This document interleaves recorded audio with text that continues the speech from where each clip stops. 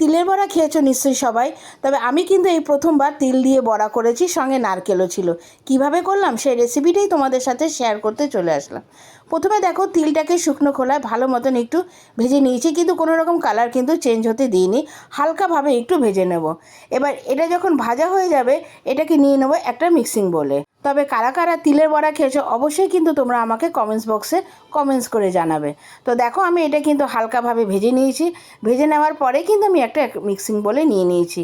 আর রেসিপিটা কিন্তু অবশ্যই সম্পূর্ণ দেখো, আর আমাকে কিন্তু কমেন্টস করে জানাবে রেসিপিটা তোমাদের কেমন লাগলো।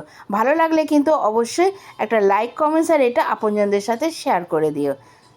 এরপরে একটা মিক্সিং বলে এটা নিয়ে নেওয়ার পরে তারপরে দিয়ে দিলাম দেখো খানিকটা পোস্ত।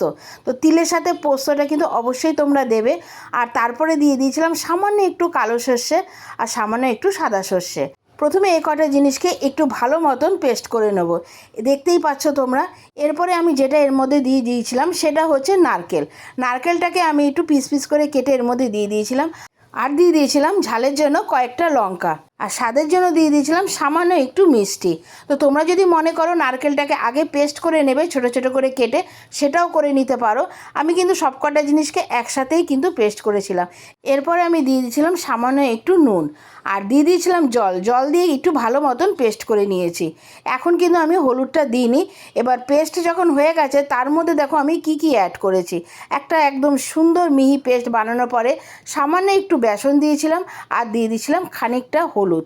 এবার এ কটা জিনিসকে ভালো মতন একটু মিশিয়ে দিয়ে কড়াইতে গরম তেল বসিয়ে বড়ার আকারে ছোটো ছোটো করে ভেজে তুলে নিয়েছিলাম। খুব দারুণ হয়েছিল, গরম ভাতের সাথে কিন্তু দারুণ লাগে খেতে।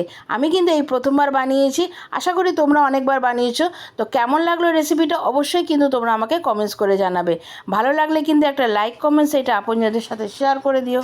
রেসিপিটা তোমরা ফেসবুক থেকে দেখে থাকলে অবশ্যই ফলো করে দিও, আর যদি ইউটিউব থেকে দেখে থাকো তাহলে কিন্তু আমার চ্যানেলটা সাবস্ক্রাইব করে দিয়ে বেল বটনটা টিপে দিও।